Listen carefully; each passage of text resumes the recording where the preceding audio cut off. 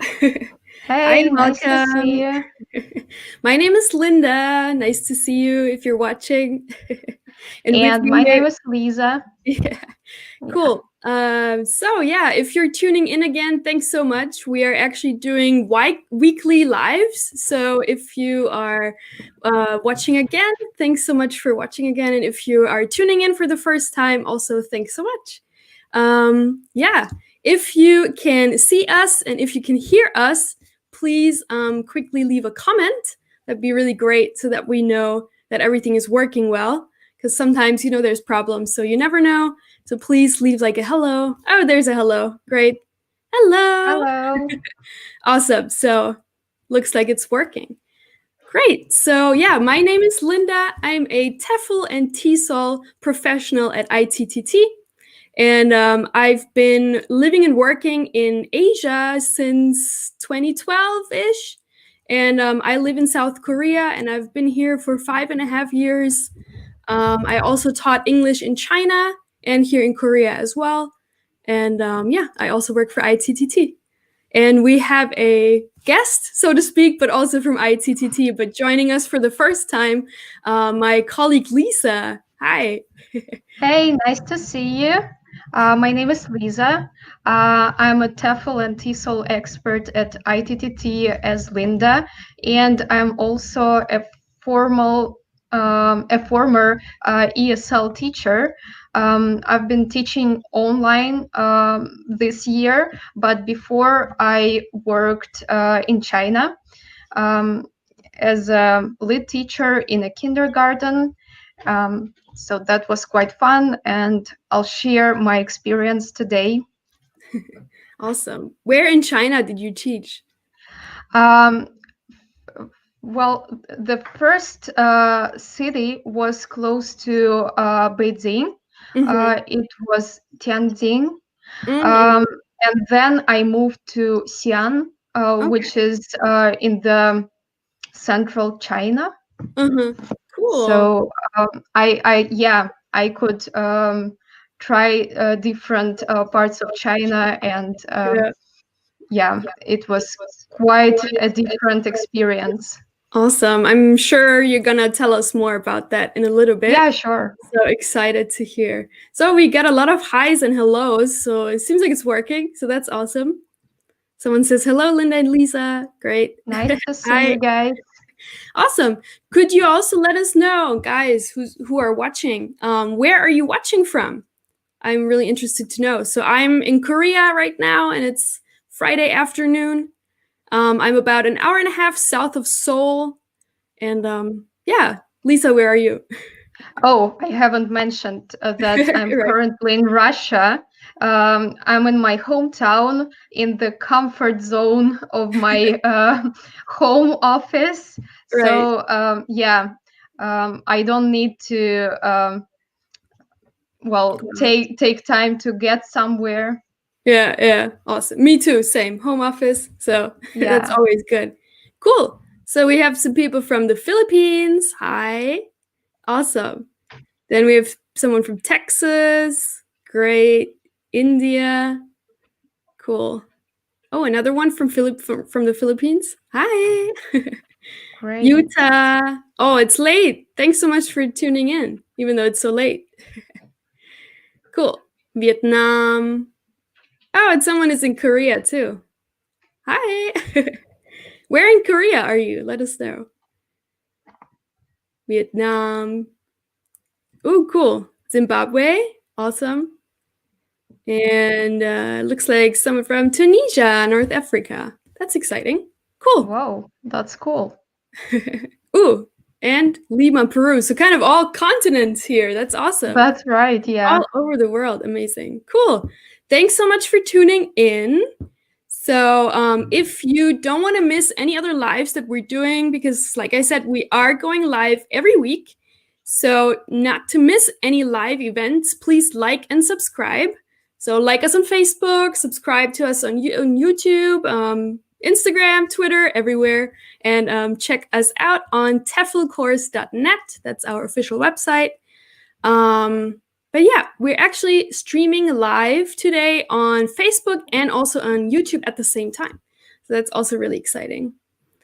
And what we're going to talk about today, you probably already know because you read the title, but yeah, it's basically native English teacher versus non-native English teacher. So what are the differences when it comes to teaching English abroad and online and all that good stuff? So yeah, if that's interesting to you, stay tuned. Don't miss it. And also, we are taking questions, obviously, so always comment if you have questions. We are keeping an eye on the comment section, and we are here to answer your questions. And also, at the end, we also have a Q&A time. If we maybe didn't get your question in the comments, we didn't see it or anything, because there's a lot going on. We have to keep our eyes on a lot of things here. And yeah, so there's time at the end as well to ask us more questions. And yeah, also, if you are listening to this as a podcast episode, thanks so much for downloading. We actually turn all of our live events into podcast episodes at the end. So if you prefer listening, then you can also find us on pretty much all the major podcast providers, podcast sites like iTunes, Spotify. What else is there? Google Podcasts. All the major ones, you can type in ITTT and you can find it there. It's called the TEFL and TESOL podcast by ITTT. So if you want to check that out. And also, I forgot to mention, we do have a 30% off discount code today that we are going to share with you guys a little bit later. So if you want to take a TEFL course or a TESOL course, if you want to teach English abroad or online, you don't want to miss it. It's a great deal. So we're going to share the link a little bit later. So make sure you keep watching.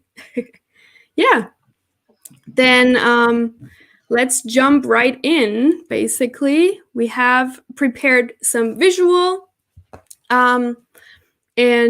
Basically, so native versus non-native English teacher. I'm going to talk about my experience as a native English teacher abroad, and Liza is going to talk about her experience as a non-native English teacher abroad and online.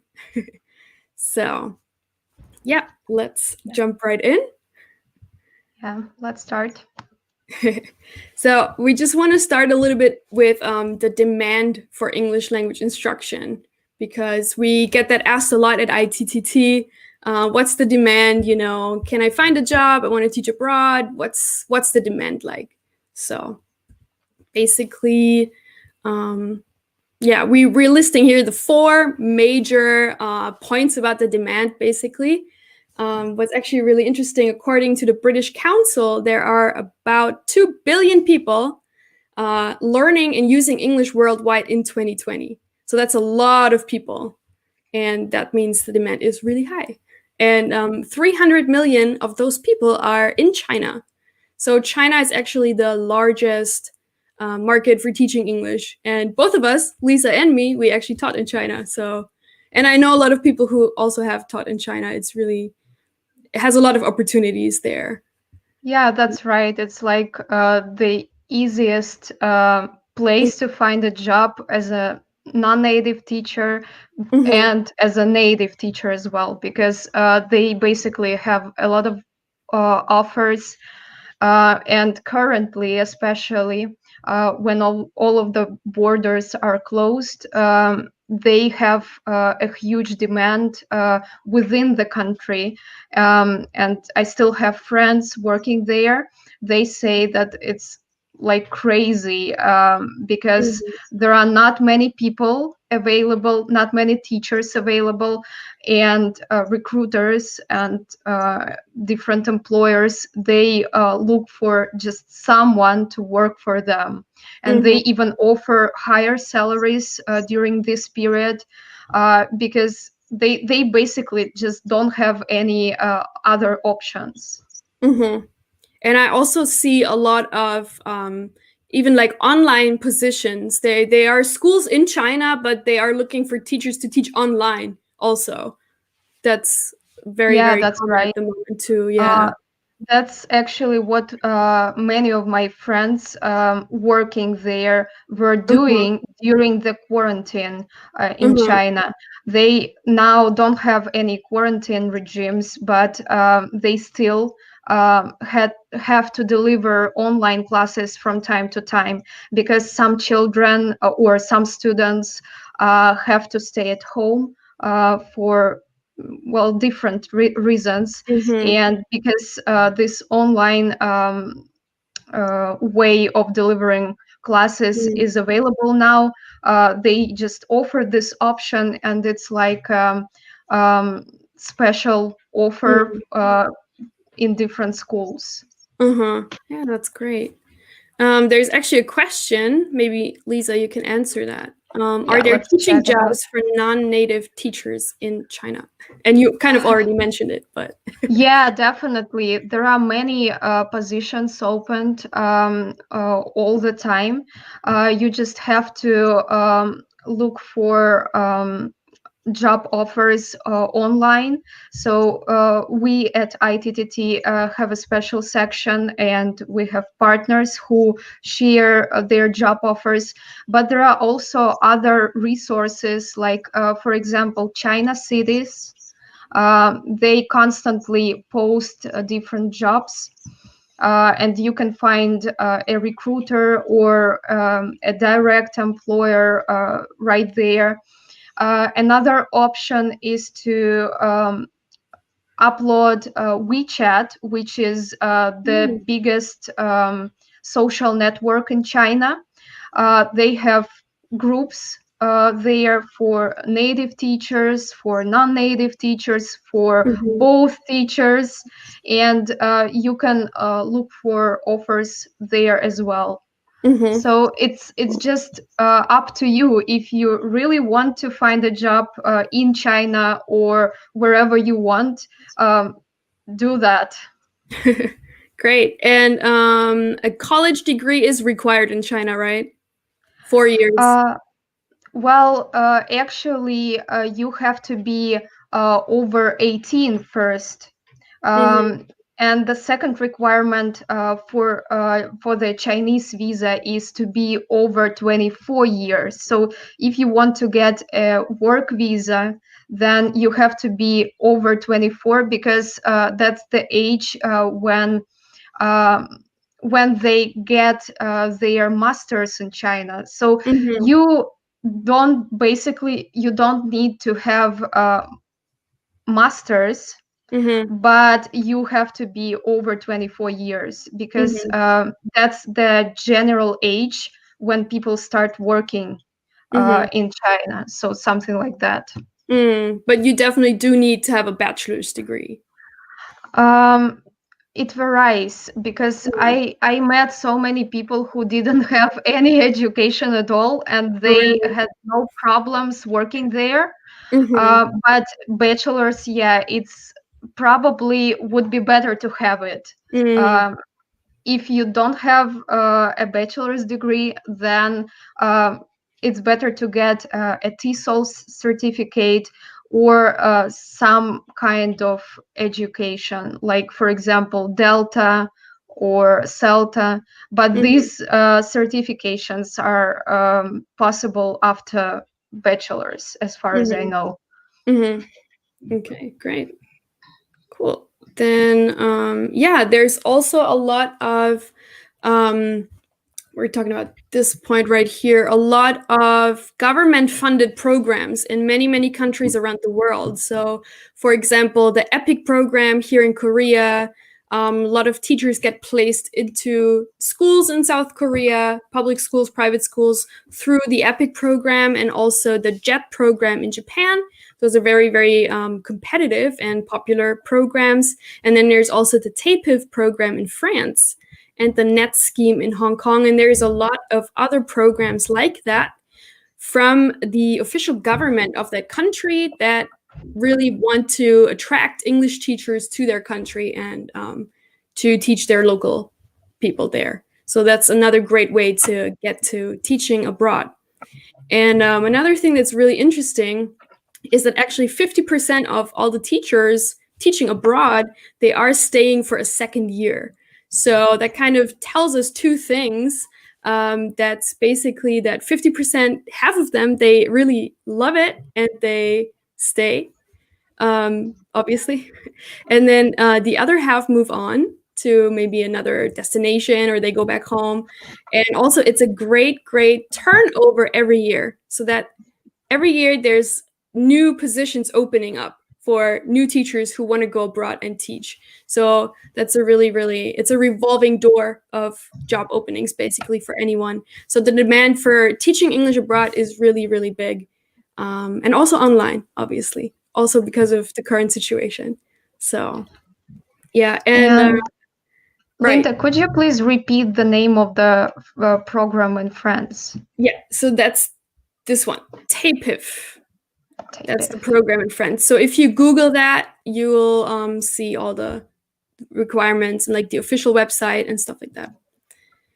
Okay, then that was the demand. So now we're kind of moving into comparing native versus non-native English teacher on a couple of different categories and keep throwing questions at us. So yeah.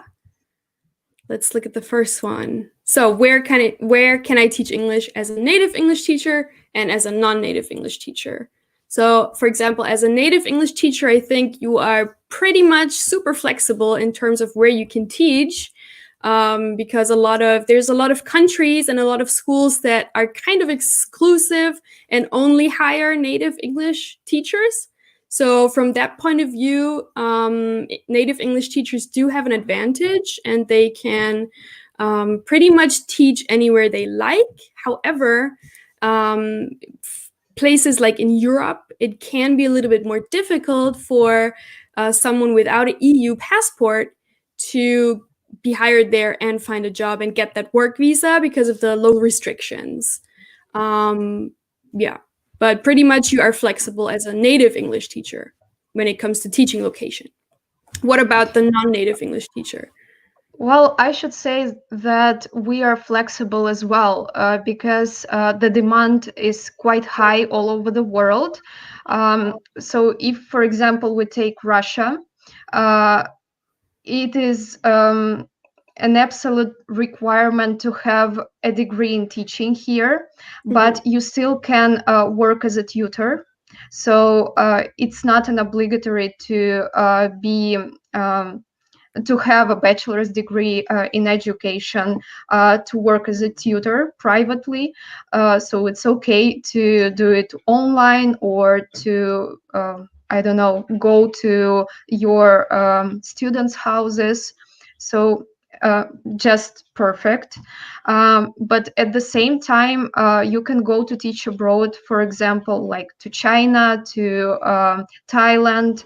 I also know some people who work as non-native English teachers in the US or in Canada, because there are also EFL students from other countries, and they need this non-native English help and assistance to get to know the country, to get involved with the school and so on. So it's basically, again, depends on your personal extroversy probably. So if you are able to find a job, you can find it whenever you want, wherever you want. Great, cool. What do you think is like the top destination for non-native English teachers for teaching abroad? I should say it's China, because they have a lot of options, and they well, smaller schools like in some suburbs, they are not that obligatory to hire native English teachers, because native English teachers charge higher. And such schools and such language centers don't have as much money to pay. So they actually are okay hiring non-native English teachers. Mm-hmm. So, well, if I found a job right now abroad, I would choose China because it's like the easiest way to work abroad. Mm-hmm. Cool. And then maybe once you are in China and you gain some teaching experience, then you have even more options after that, right? Yeah, that's right. Mm-hmm. Well, it can be like your first experience, and then you Mm-hmm. look for some other employers in other countries, and you already have this in your resume. So Mm. um, Yeah, that's awesome. it's just it can be a first step. Mm-hmm. Cool. Okay. Oh, yeah, and I think we already answered kind of this question about China. Do you need to have teaching experience to get a job in China? Did you mention that? I forget. Well, basically, yes and no. Mm-hmm. If you apply for a work visa, you definitely need experience, but it is not a requirement to have a teaching experience. It is said on the Chinese embassy site, for example, it is said that you need to have 2 years of working experience. So you Mm-hmm. can be a teacher, you can be another employee, but you need to have 2 years of working experience after your graduation. Mm-hmm. But these requirements change well yearly, so it's better to check if they still have this requirement or not.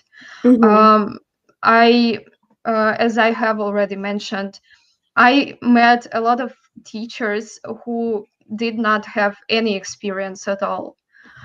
When I went there right after my graduation, I also didn't have 2 years of experience after the graduation, but I was teaching during my school years. So Mm-hmm.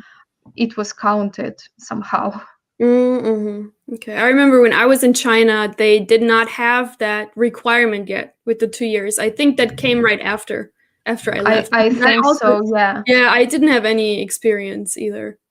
Yeah, I remember that. Yeah, and actually, you have a good point about the regulations always changing. So that's why we are actually putting this disclaimer on here. The regulations are changing frequently in all the countries. They always change their laws. So always do your research and check with official authorities because those things change frequently. And so just make sure you're on the most up to date kind of information. Okay.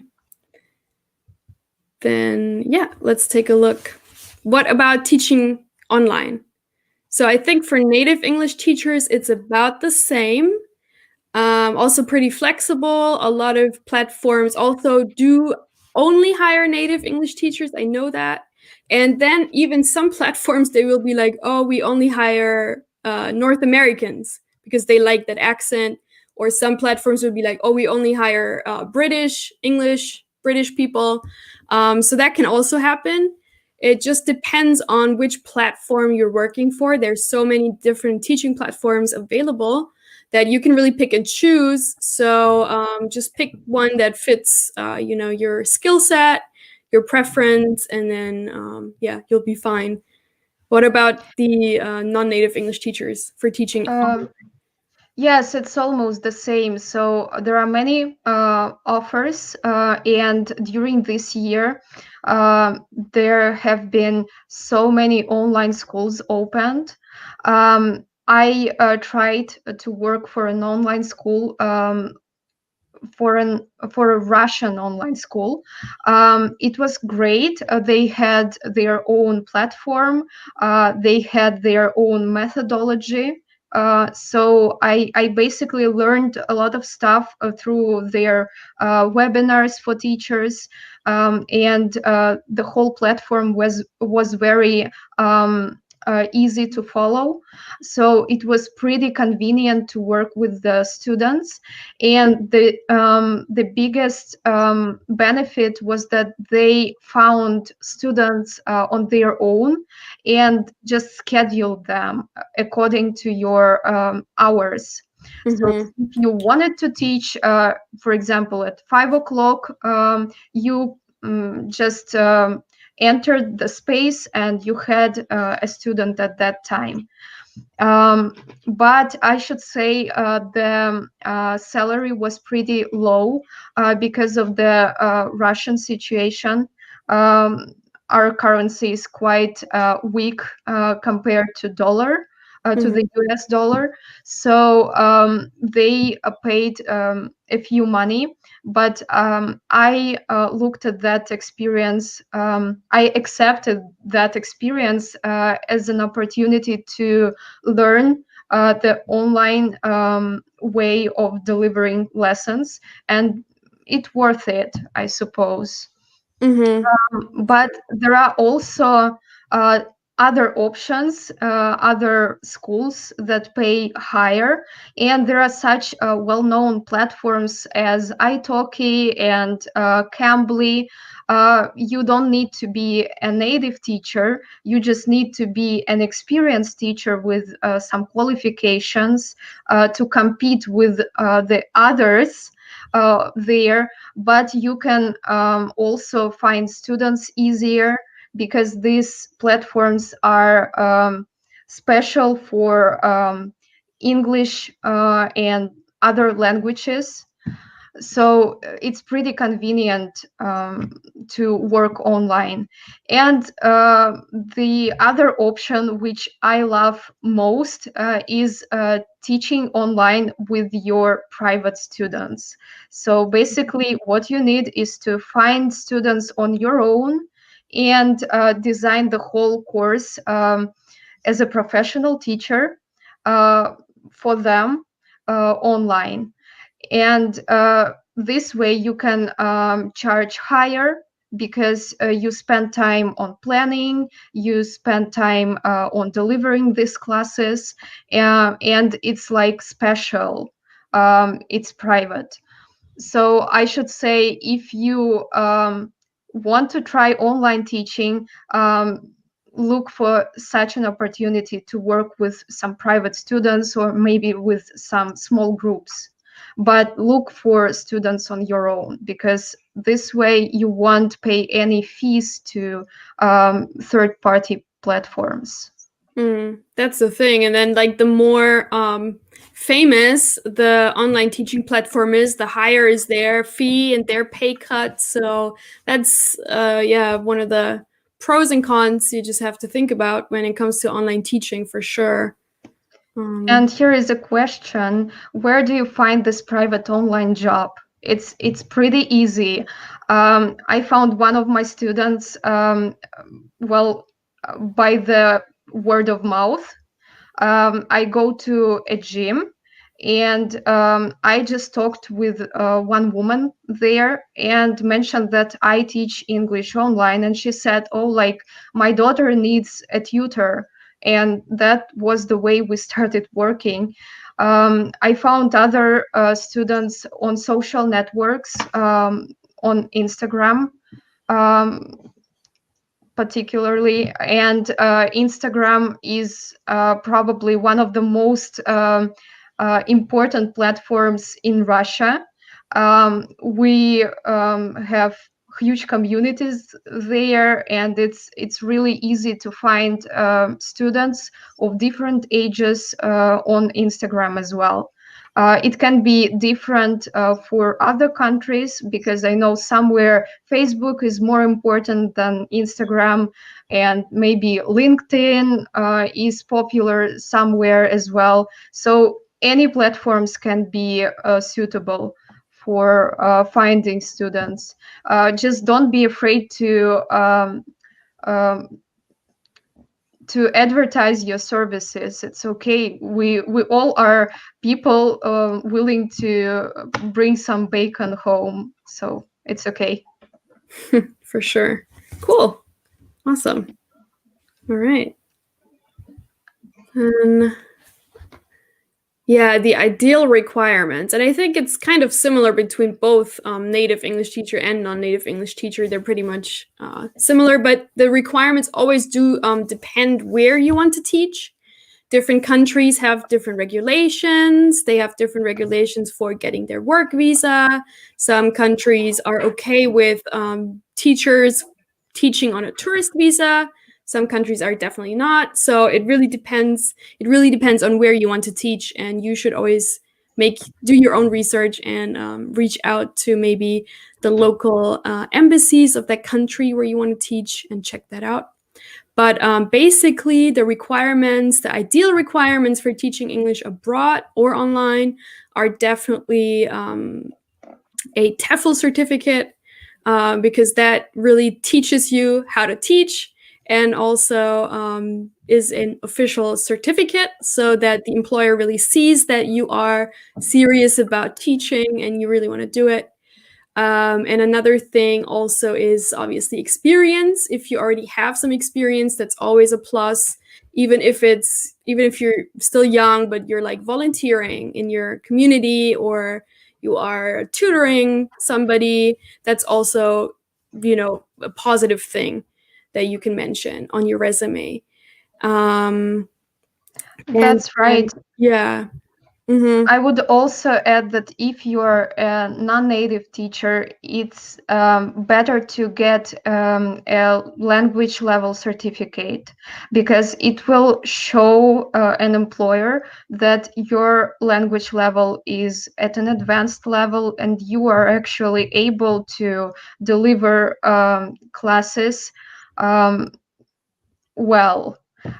It doesn't only it's not only about your language level, of course, it's also about your teaching skills, but it's another point.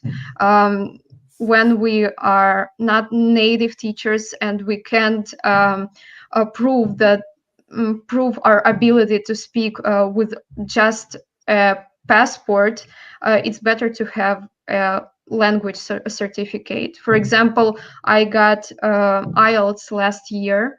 I didn't have IELTS before, but some employers asked me if I had it when I worked in China, because it was a real proof of your language ability. That's awesome. And also, because we had that question earlier, I saw it about a degree. So do you have to have a degree? There are a lot of countries where you do need a degree in order to get a work visa. So it depends on where you want to teach. So some countries, yes, you will need a degree. For some countries, you won't need a degree. And that's a 4-year bachelor's degree. But also the bachelor's, that it can be in any major, so it doesn't really matter. You don't have to. Yeah, exactly. Yeah, so it doesn't have to be a bachelor's in education, a bachelor's in TESOL. It doesn't really matter. I had a bachelor's in business administrations, and I was still able to go to China and Korea to teach. So as long as you have a bachelor's degree, that's enough. And for some countries, That's right. don't really agree. I also have a friend who is majored in economics, and he's been teaching English in China for 7 years already, and he just changed his career path.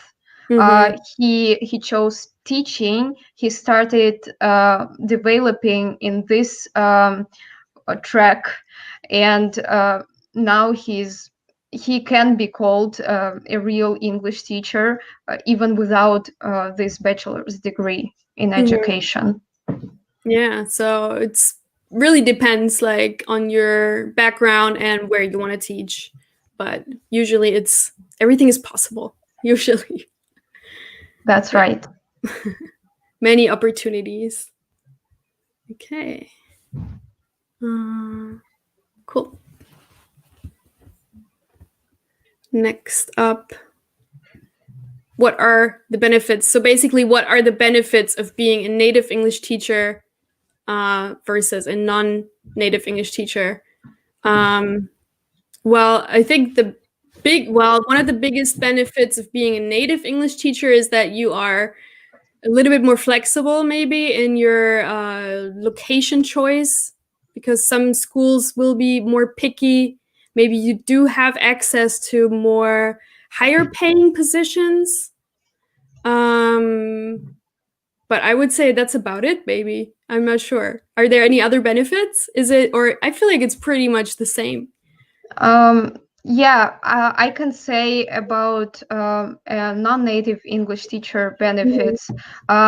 Yes, we can't pretend to get. We can probably get higher salaries sometimes, but we definitely have this English learning experience at first hand, uh, which is a little bit different from being just a native teacher, just a native speaker, because we know from the very beginning how it all works. So that's a real benefit. We can deliver classes differently according to our personal experience. But it also depends, because teaching is something to learn how to do as well. And another point is that non-native teachers can actually be probably more empathic to other non-native students. So For something sure. like that. For sure, because you went through the exact same process that your students are going through, right? So That's right. you know exactly what they're struggling with in terms of grammar or pronunciation and stuff like that, that native English teachers usually don't know. So I think that's a huge benefit for non-native English teachers. And I think Yeah, not that's enough right. schools or employers, they recognize that. I think they should recognize that more. Yeah, they probably don't estimate it. They Mm, underestimate it. And for sure. I have a friend who recently finished masters in education. Mhm.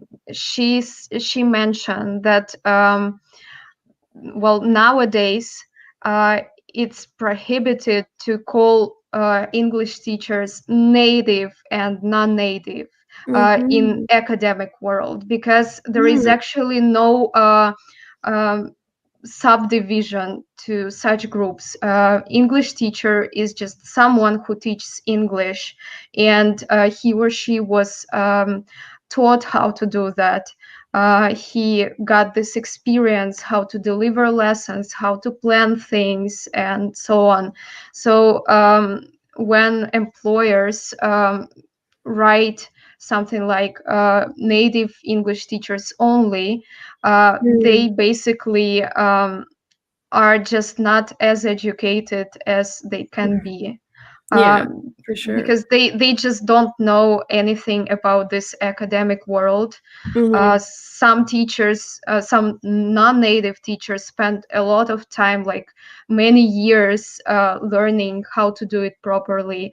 And if you, for example, know about such certifications as Delta, you you must know that it's pretty hard to Yeah. get this certificate. So um, some non-native teachers spend a lot of time working on their skills, and it is underestimated. It's Yeah. quite pity. Yeah, that's quite sad. Or you see a lot of strange job postings all over the internet for teaching jobs with people like only US or only female, only male. It's just like it cuts so many people off right off the bat. It's just not right. Sad. Okay. I wanted to comment something. Mm-hmm. Um, it was about italki. I just Uh-huh. missed this comment, missed this question. Oh, here it is. So well, actually, as I applied for the teaching position on italki, and I uploaded all of my certificates.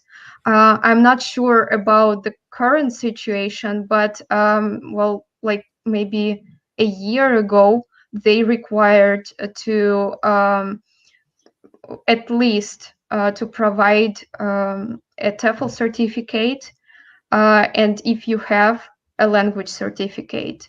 So if you are a non-native teacher. Mhm. So I'm not sure about a degree. Probably it's not a requirement, but they needed some proof that you have these teaching skills. Mm. Okay, Mhm. nice. All right, moving on. Yeah, I really like this one. What are the misconceptions about native English teachers and non-native English teachers?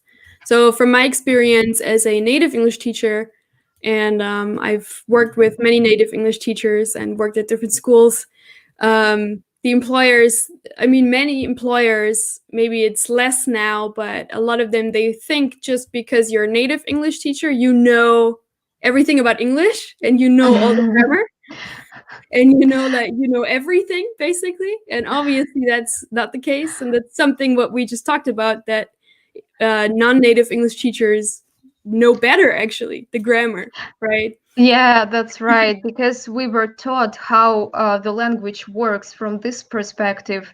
And for example,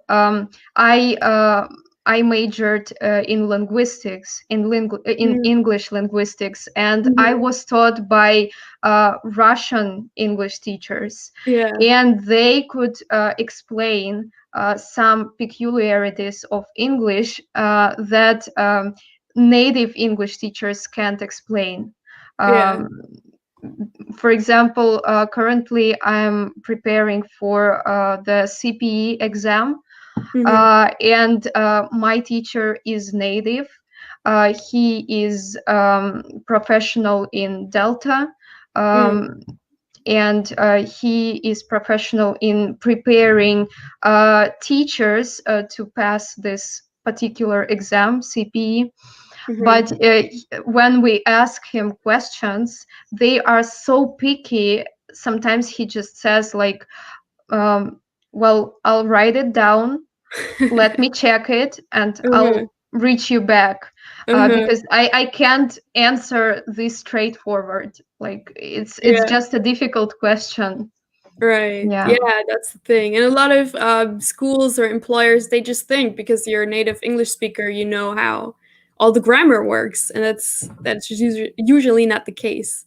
And that's why Yeah. it's always, especially, I think, especially for native English teachers, they should definitely take a TEFL course. Um, for example, our ITTT TEFL course, it's kind of like the standard one, 120 hours. That's the one we always recommend as, a first step, basically. Um, that's it teaches you how to teach, and also half of it is kind of English grammar. So it's teaching you how English grammar works, and also, most importantly, the parts of English grammar that most non-native English speakers, so your potential students, have problems with, and how to deal with those problems, how to teach grammar in a way that they will basically understand. So yeah, I think that's the biggest misconception on our side. What do you think for non-native English teachers?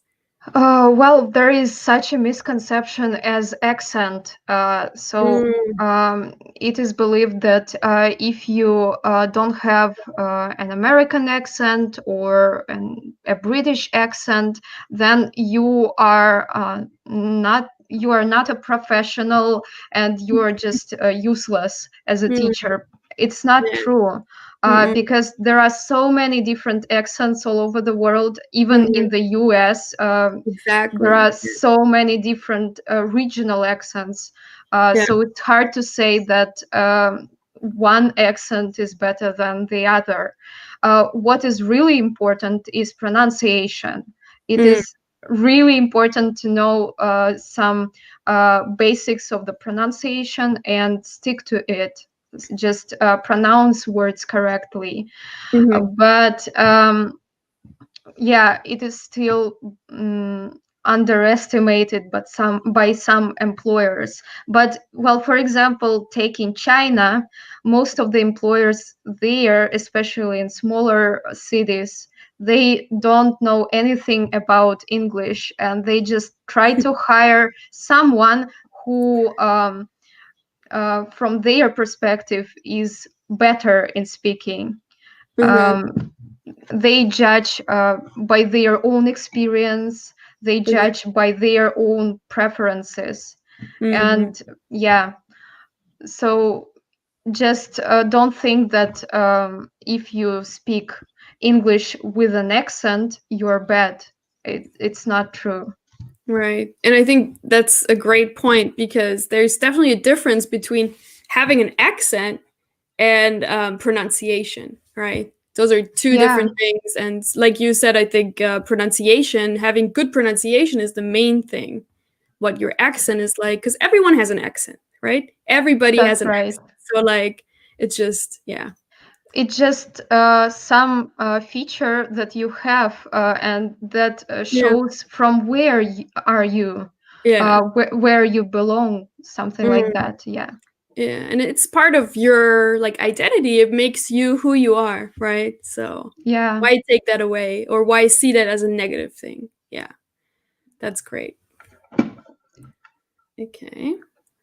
And there was one question: is online TEFL okay? Mm, I think you've already mentioned that we have this 120 hours online TEFL certification, which is basic and which is perfect as the first step in teaching. Yes, so and particularly this year, online certification is probably the only certification you can get in some parts of the world. So don't be afraid yeah. to enroll. Yeah, definitely. And also, I want to say something about this comment. So, I come from Singapore. I started speaking English since I was a child, and my whole family speaks English. But because I come from a Malay background, many do not consider me as a native speaker. And that's also, yeah, that's kind of like the sad thing about also this industry. And this industry is always changing and developing for the better, but it is kind of black and white at the moment, where in the TEFL teaching industry, people or like the employers basically consider native English speakers people from Canada, US, UK, Ireland, South Africa, Australia, and New Zealand. So those 7 countries, usually that's considered native English speakers. And everything else is non-native English speakers. Now, obviously, that's not the reality because like this person is from Singapore and they speak English there, and there's so many countries where English is an official language. But sadly, in this industry, still, it's just not. We're just not there yet. Yeah, and that's a problem for sure. So yeah, I just wanted to mention that. And I also want to comment this. So there are so many different accents. Sometimes it's hard to judge what accent does a person have. So don't be this judgmental. Even especially if you are a teacher yourself. And secondly, if you look for a teacher, don't be afraid that they will have some accent. It's just normal. What you need to look for is their teaching skills, and what you as a teacher need is teaching skills. Mm, exactly. And here, oh, sorry. Oh, sorry. Like Fiji, English is their first language, exactly. And then another comment there, English is the official language in 50 countries, probably maybe even more. I'm not sure. But yeah, so it's just sad, and I hope that it's developing and that we are all getting more open-minded in this field. So that's obviously the goal. Yeah. Okay. That's true. Yeah. Yeah, I think we actually had this question in the comments before about the salaries, the pay. What does it look like for a native English teacher versus non-native English teacher? And so, in my case, at the school that I worked at in, I think in China, I was actually the only teacher there, so I'm not sure. I couldn't compare. But at the other school, there were only native English teachers in Korea. So also, I'm not sure about comparing with non-native English teachers. But I know that, for example, at my Korean school, there were local Korean teachers, and they were sort of like my co-teachers. We were like the main teachers, and they were the co-teachers. So they would earn less than us, but actually work the same hours, and they probably even had more work to do Yeah, than the same in China. yeah, so but also they're not actually English teachers, they're co-teachers, so it's kind of different.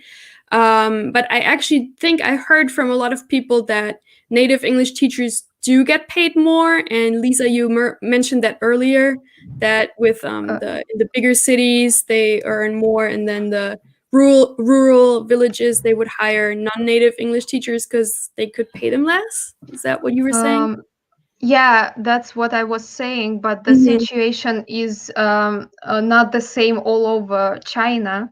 Mm-hmm. And some teachers, some non-native teachers who are really experienced and who've been working for a long time already, they definitely get paid higher. I have several friends who are still working in China, and they are doing that just for ages. They get paid almost as native teachers, and with this situation, with this quarantine situation, they even started getting more money Mm-hmm. because of the demand.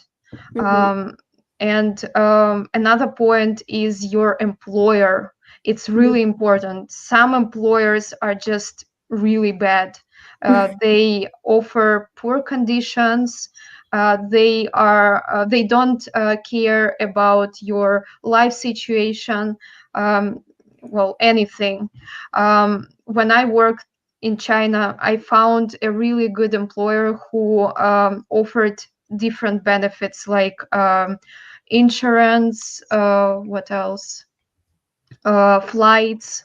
Mm, So I got funded twice a year, mm, um, refunded. So mm, I bought tickets, and they refunded the tickets, and those were huge sums of money, I should say. mm, Um, what else? They also provided me with sick days. Some schools don't do that. Most of the schools don't do that. yeah. So if you want to get higher salaries, you also have to look for better employers, and which is not easy. Yeah, So that's you true. need to spend time. Um, yeah. Yeah, yeah, and that's actually a good point about the sick days. The school that I worked for in Korea, my first year in Korea, I was teaching full time at a private school, and we didn't have any sick days. So I was sick one time, and then they actually took money of my paycheck.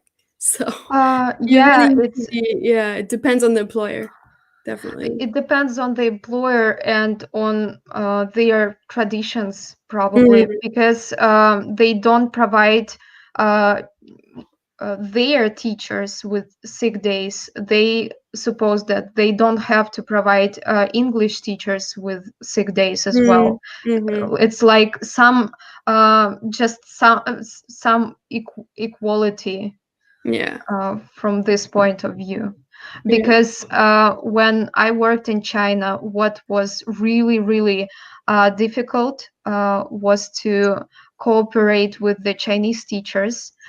They probably had something, they didn't like English teachers because of this inequality Mm, yeah. in salaries. They knew that we got paid higher, and we worked much less than them. Yeah, it can create an awkward work environment for sure. That's right. Yeah. Okay. Let's see. Right. How to enhance your teaching resume. So, how can a native English teacher enhance their teaching resume?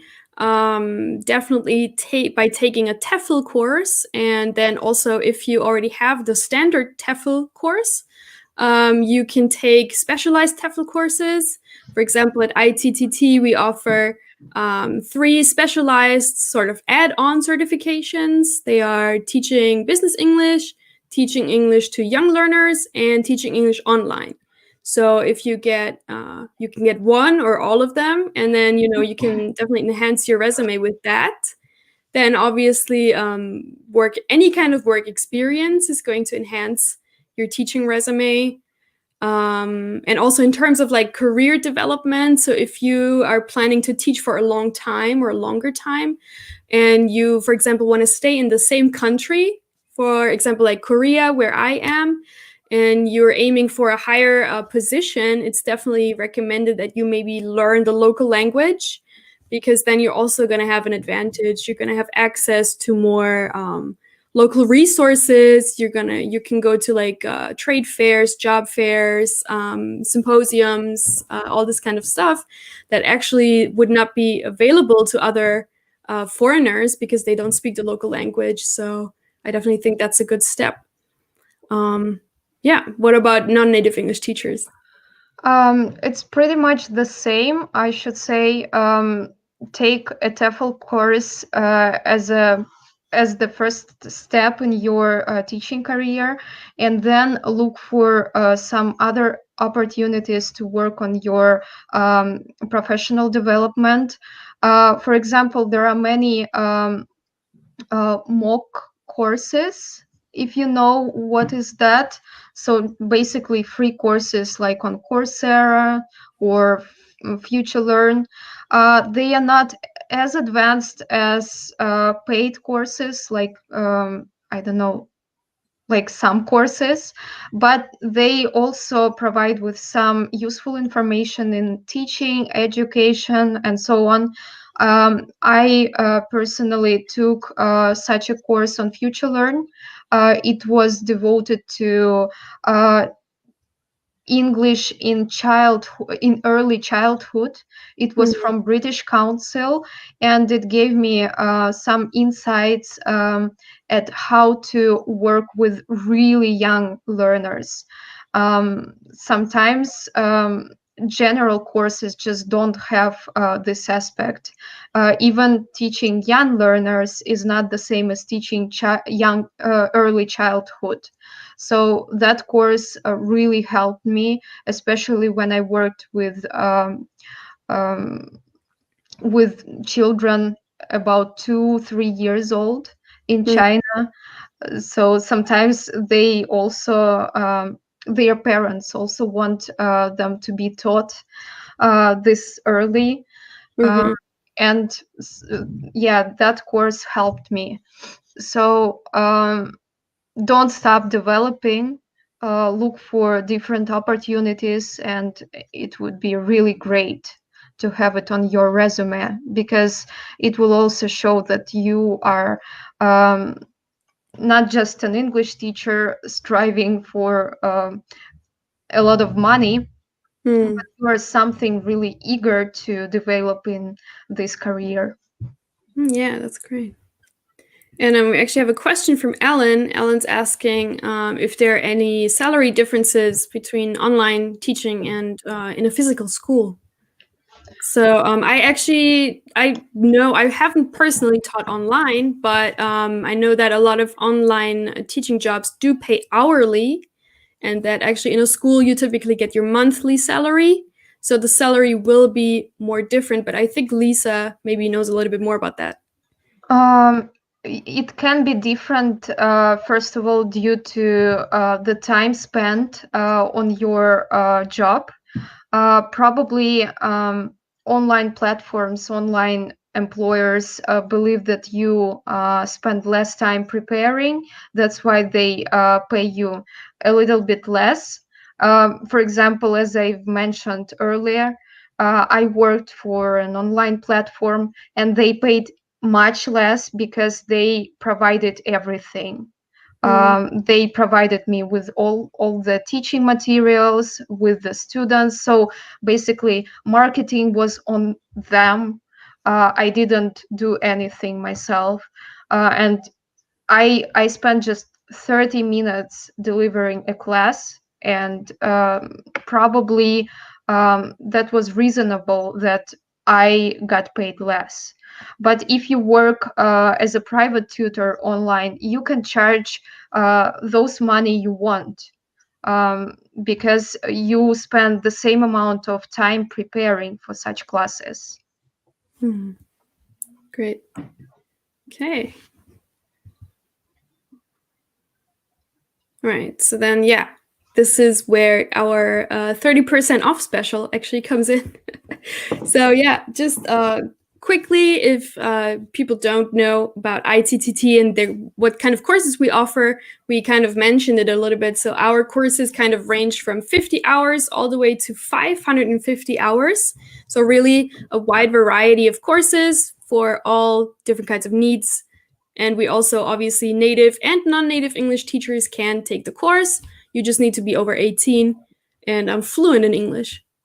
And then, yeah, the TEFL and TESOL specialization courses that I mentioned, that's business English, teaching young learners, and teaching online. Those you can take those, and they're all internationally accredited and also accepted worldwide. And now let me actually paste our discount link into the comments so that if you sign up with this link, you can get 30% off any of our courses. So I copied it and pasted it now into the comment box. So it should show up on Facebook and on YouTube, but I can also share it later again if somebody can't see it. And yeah. How long does it take to complete the 120-hour course? So usually you have up to 6 months to complete the course, but most people finish it much faster. If depends all, how much time you have. It is self-study and 100% online. So you can finish it, if you have more time, you finish it quicker, maybe in a month, 2 or 3. And if you have less time, it's going to take you a little bit more time. But it's pretty simple.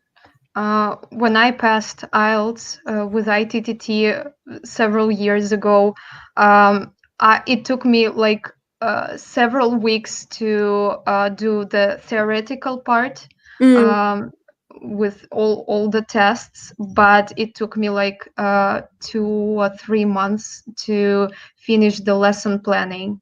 That was really challenging for me because I couldn't do it from the first attempt.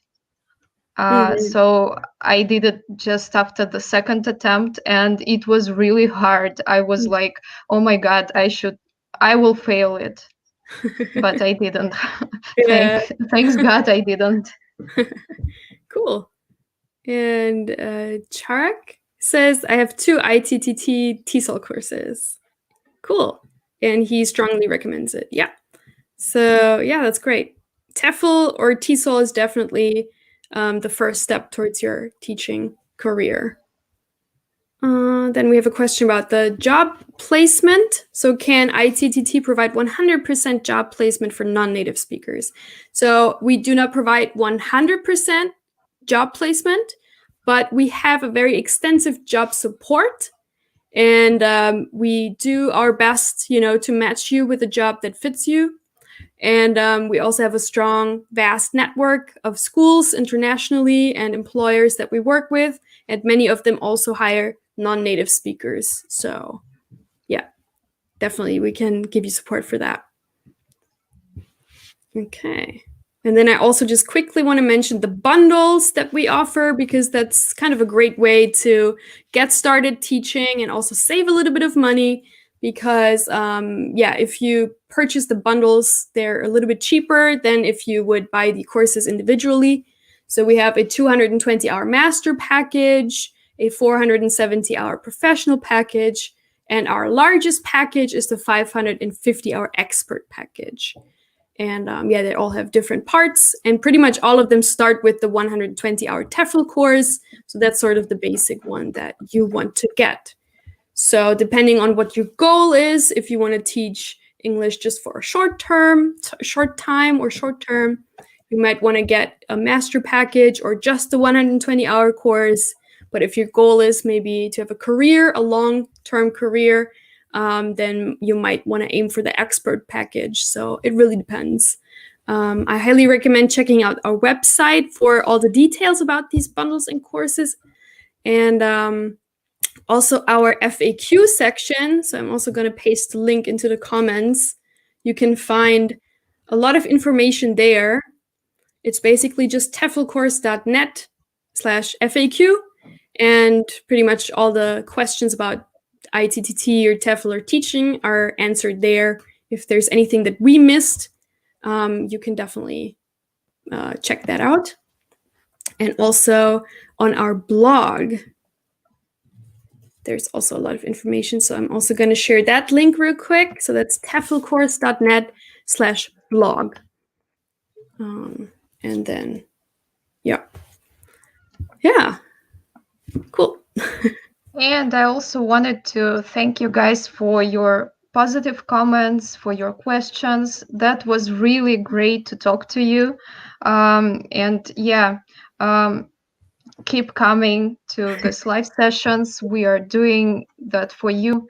If you get any further questions concerning TEFL or teaching in general, welcome to this lives, and we'll try our best to answer you. And Franco, thank you for being so active today. We saw all of your comments. That was really nice to have you. Yeah, same. Very active crowd today. It was really great. So we go live every week, Fridays. We might also do some additional lives. And like I said, be sure to always like and subscribe so you don't miss any lives. If you like and subscribe, you get like a notification whenever we go live, so you don't miss it. And also after this live, you can rewatch it. So all of these live sessions, they stay on our Facebook page and on our YouTube channel. So if you maybe didn't watch from the beginning, you can always go back and rewatch it. And also, if you have some questions after this live ends, you can still drop them in the comments, and we check the comments out and can get back to you after the live as well. Yeah. All right. Then I think we're signing off. Yeah, thank you guys. See you next time, hopefully. All right. Then, yeah. See you. Thanks so much for watching. Bye.